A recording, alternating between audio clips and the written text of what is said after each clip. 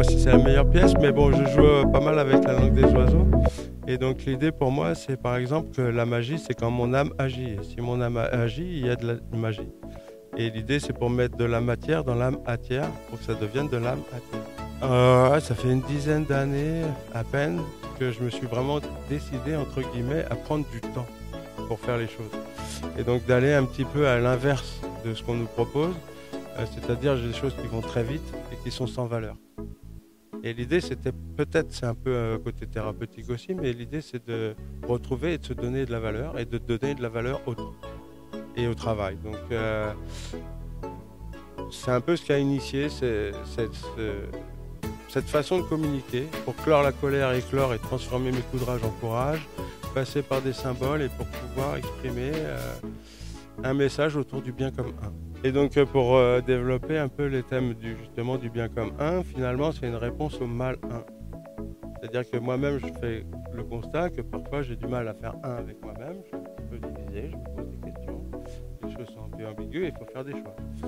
La liberté nous amène justement à avoir une foultitude de choix de cet ordre-là, ce qui éventuellement fait un peu peur. Mais finalement, donc justement, encore une fois, je prends le truc à l'envers et j'invite justement les gens à être artistes de eux-mêmes, c'est-à-dire à développer l'art de vivre et à développer une forme d'harmonie entre justement quelque chose qui est un peu toujours à définir.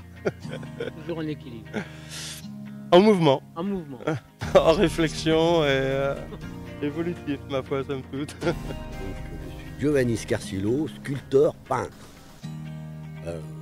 Notice dans le Loir-et-Cher, exactement. Voilà. Donc là, aujourd'hui, je vous présente des œuvres de différentes techniques et de différents styles. Entre celles qui sont ici très colorées. Après, vous avez le style contemporain avec des effets miroirs. Et il n'y en a pas beaucoup, il n'y en a qu'un, un coq avec le style art récup. Voilà. Et après, vous avez le style le long du mur, qui sont des sculptures contemporaines de jardin en acier Cortex. Les projets, je les fais en général parce que je travaille beaucoup pour des centres culturels, des ronds-points ou des communes ou des industriels. Donc, on travaille sur un projet donc, qui est défini au départ par les deux, le client et moi-même, en fonction de mon style. Parce que ceux qui viennent me rencontrer pour un travail, ils connaissent déjà mon travail et quand je fais un projet, je leur précise bien que c'est sur mon style à moi et pas une réplique d'un autre artiste. Ouais, ça arrive quand même. Et du coup, de là, on fait des dessins, on fait une proposition, on fait un devis, et puis si c'est validé, on attaque le projet. Je suis autodidacte, mais j'ai une technique un peu particulière. C'est-à-dire que je peins avec mes doigts, avec des bâtons d'huile. Voilà. Pour vous expliquer, en gros, c'est difficile, il faut pouvoir... c'est très difficile à expliquer. Mais ceci dit, j'ai une passion quand même, c'est la peinture. Et je prends toujours le côté difficile des choses pour peindre parce que il faut, pour évoluer, je pense qu'il faut toucher un petit peu à tout. D'où mes sujets très divertis là parce que ça fait partie de mes souvenirs, de mes rêves, de mon passé, voilà, d'un tas de choses. Et avec des couleurs automnales, vous avez remarqué, c'est un petit peu tout dans le même ton. Je suis très automnale. Et puis, qu'est-ce que je peux vous dire encore? Tu transmets beaucoup. Oui, je passe au message, oui, à tous ceux qui veulent, c'est vrai. Je leur donne ce que je sais et franchement, sans aucun secret, non, il n'y a pas de secret chez moi. Quel est le pourcentage de ta technique, des doigts? C'est beaucoup, c'est 80% doigts et le reste en pinceau. Voilà, ça veut dire que je travaille avec du superposition, du sfumato. Ce sont des glacis. Je laisse sécher, je recommence, je reviens dessus. Voilà, c'est en permanence comme ça. D'où vient cette profondeur Mais je trouve qu'en ne donnant pas la matière à des tableaux, ça ne vit pas. Donc, je vais très très loin dans mes tableaux. Voilà, c'est vrai. En fait, depuis mon plus jeune âge, j'ai toujours adoré faire du modelage.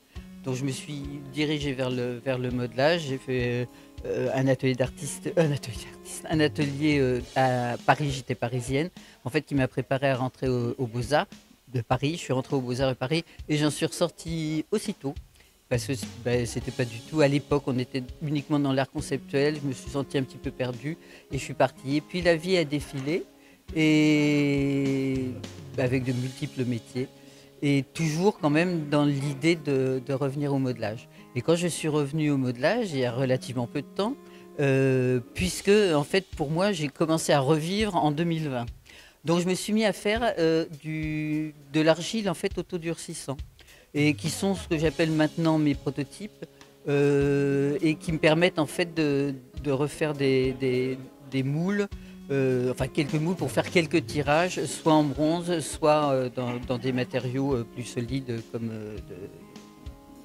un plâtre très, très amélioré, on va dire. Je patine chaque pièce en fait avec soit de la peinture acrylique, soit de la peinture à l'huile. Quand j'ai recommencé, en fait, un de mes amis m'a proposé une exposition sur les fables de La Fontaine. Donc évidemment c'était très porteur, donc c'est pour ça que je suis partie sur des animaux qui sont costumés en fait. J'ai fait un grand La Fontaine et après j'ai fait toute une série d'animaux costumés qui vont passer un casting chez La Fontaine. Et puis ma foi, voilà, j'ai continué, je suis restée beaucoup plus dans l'animalier. Alors je travaille aussi le papier mâché, plus l'argile autodurcissant. Le grand fer par exemple, il est sur des structures en fait pour les grandes pièces, j'utilise du papier mâché. Ce qui me permet d'alléger en fait la pièce, et après j'affine avec en fait de l'argile autodurcissant, du plâtre, et je patine. Alors bienvenue à Mézières-sur-Pontoin. Nous sommes dans la salle des fêtes de la commune. On a été accueillis par monsieur le maire et la municipalité qui nous ont bien aidés dans ce projet pour organiser ce week-end grand art salon de thé. Donc on a notre invité d'honneur Françoise Mercier, avec plusieurs derrière. On a Georges Jude, on a Dominique Plat, Céline Faller et François Brouillon. Pour la partie peinture, la partie sculpture, nous avons Catherine Moon avec ses magnifiques sculptures. Nous avons Giovanni et nous avons Emery.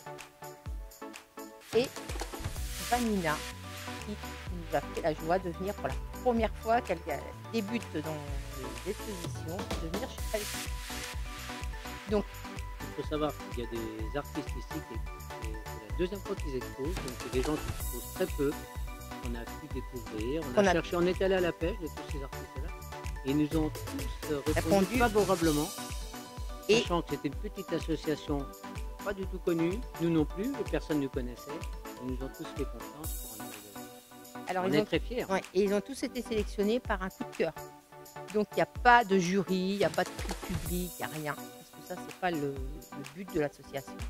C'est vraiment une sélection sur le coup de cœur des œuvres, en fait. Et puis après, on a le coup de cœur des artistes, parce que franchement, on passe un merveilleux moment. Hein. Enfin, c'est très convivial, on a notre salon de thé, c'est vraiment le soleil qui est là, donc c'est un week-end merveilleux. On baigne dans le bonheur.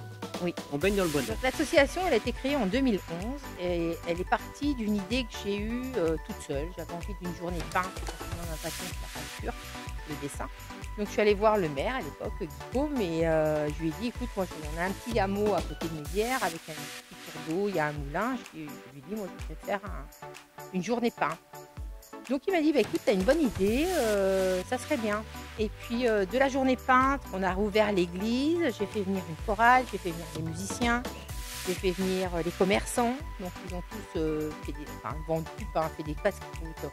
On a fait venir un potier, on a fait venir l'artisanat, on a eu le cuir, on avait un peu de tout. On a eu un temps mais magnifique, il faisait même trop chaud. Et on a eu un monde, mais alors ça a été le week-end grandiose, quoi. Et du coup, j'avais un ami peintre qui m'a offert un bracelet plaqué or. Il m'a dit, tu fais une tombola et tu vas récupérer de l'argent et tu vas partir avec ça. Je lui ai dit, bah écoute, on va voir. Nous, on a vendu 150 € de tickets de tombola et du coup, j'ai donné l'argent au maire. Je lui ai dit, bah, tu en fais ce que tu veux parce que moi, je suis pas rien et je veux rien. Il m'a dit, on la met de côté et à chaque fois que je le rencontrais, il me disait, tes 150 € dorment, 150 € dorment. Donc, ils ont dormi pendant 1 an et demi. Et au bout d'1 an et demi, j'ai créé l'association La Palette Macérienne. Massériens et Massériennes, ce sont les habitants de Messières. Donc la palette, c'est de la peinture, mais la palette, c'est vague. Ça peut être aussi bien la sculpture, la peinture, la photo, enfin on est parti dans ce domaine-là. En général. Ouais, voilà. Et là, on est reparti depuis l'année dernière, on a fait un arrêt avec le Covid.